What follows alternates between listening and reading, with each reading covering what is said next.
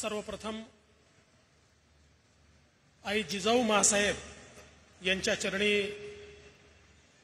नतमस्तक होतो आणि नवभारताची संकल्पना ज्यांनी मांडली ते स्वामी विवेकानंदजी यांच्याही चरणी नतमस्तक होतो। हिंदवी स्वराज्याचे सरसंस्थापक छत्रपती शिवरायांना मानाचा मुजरा करतो। भारतीय राज्यघटनेचे शिल्पकार भारतरत्न डॉक्टर बाबासाहेब आंबेडकर यांना मानवंदना अर्पित करतो।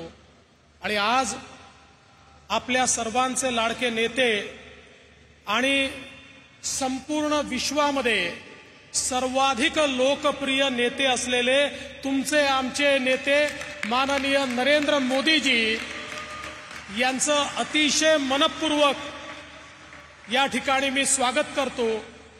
मंचावर उपस्थित माननीय राज्यपालजी, माननीय मुख्यमंत्रीजी, माननीय उपमुख्यमंत्रीजी, केंद्रीय मंत्रीगण, राज्यातले मंत्रीगण, सर्व आमदार, सर्व खासदार, आमचे अध्यक्ष बावनकुळेजी, मंचासीन सर्व महानुभाव, विशेष रूपाने उपस्थित असलेले his excellency the ambassador of Japan आणि उपस्थित माझ्या सर्व माता भगिनी आणि बंधूंनो, आजचा दिवस आपल्या सर्वांकरता स्वप्नपूर्तीचा दिवस है। मुझे इस बात की सबसे ज्यादा खुशी है कि अटल सेतु का उद्घाटन आदरणीय प्रधानमंत्री जी के हाथों से हुआ है। इसका भूमि पूजन भी प्रधानमंत्री जी ने किया था और उद्घाटन भी प्रधानमंत्री जी कर रहे हैं। और ये अटल सेतु इसलिए हो पाया क्योंकि इस देश में मोदी राज आया।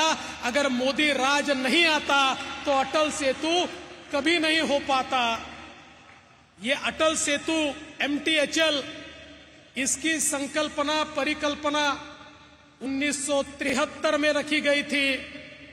1982 में JRD टाटा कमेटी ने इसकी अलाइनमेंट फिक्स की, लेकिन 40 साल तक कुछ नहीं हो पाया। किंतु इस देश में मोदी जी प्रधानमंत्री बने, देश का मिजाज बदला, काम करने की पद्धति बदली।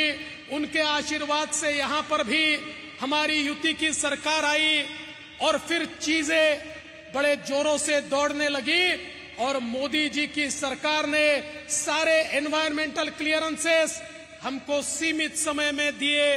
जितनी मान्यताएं थी मोदी जी ने आदेश दिया तुरंत मान्यताएं मिलनी चाहिए, सारी मान्यताएं मिली। यहां पर कई लोग कहते थे कि फ्लेमिंगो सेंचुरी है, उसका क्या होगा। हमने BNHS के माध्यम से उसके मिटिगेशन मेजर्स किए और आज हम देख सकते हैं फ्लेमिंगोस की संख्या बढ़ी है, वो संख्या कम नहीं हुई और ये हमारा सेतु भी तैयार हुआ। और इतना ही नहीं, एक और हमारे सामने प्रश्न था। उस समय इतना बड़ा कर्जा जो जापान की सरकार हमको दे रही थी, जायका हमको दे रही थी, अगर हम स्टेट के बजट में लेते तो शायद हमारे रूरल एरिया में काम करने की ताकत कम होती। हमने मोदी जी से निवेदन किया, प्रथा को तोड़कर सीधा हमारे MMRDA को आप कर्जा दीजिए।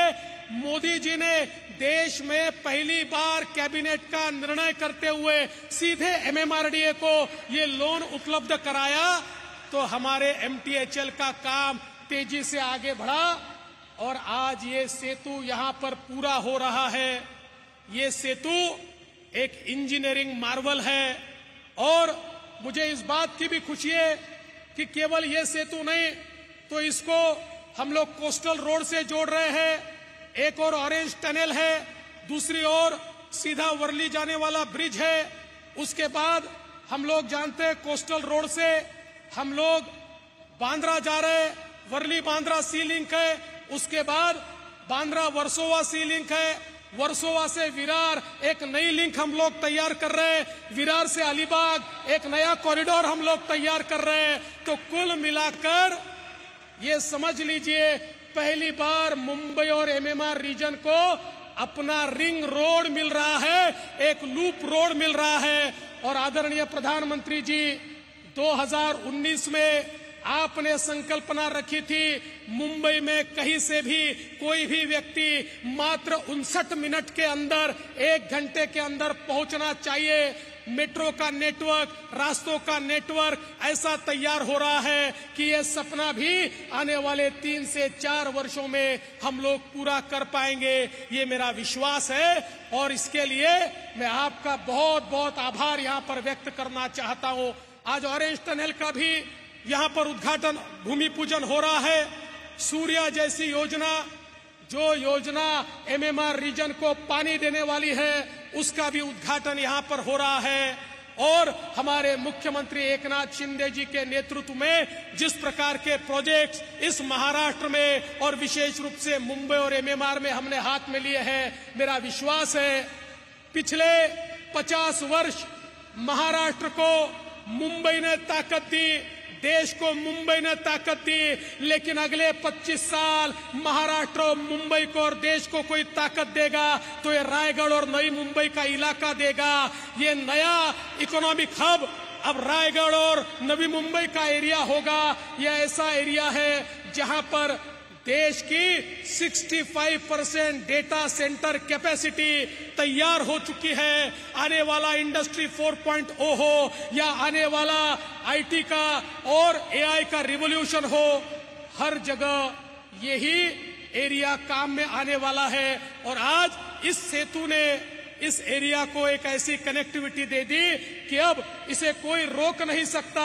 हम जहां बैठे हैं वहां नया एयरपोर्ट हो रहा है, जिसका शिलान्यास भी माननीय प्रधानमंत्री जी ने किया है। इस साल के अंत में प्रधानमंत्री जी ही इसका उद्घाटन भी करेंगे, ये हमारा विश्वास है। इसलिए मैं आज के इस मौके पर माननीय प्रधानमंत्री जी का आभार व्यक्त करता हूं, जो उनकी ताकत हमारे पीछे खड़ी होती है। महाराष्ट्र के पीछे चट्टान की तरह हमारे प्रधानमंत्री जी खड़े होते हैं, इसलिए ये सारे प्रोजेक्ट महाराष्ट्र में हो पाते हैं। इसलिए मैं उनका आभार व्यक्त करता हूं और आप सभी का स्वागत करते हुए अपने शब्दों को विराम देता हूं। जय हिंद, जय महाराष्ट्र, जय शिवराय।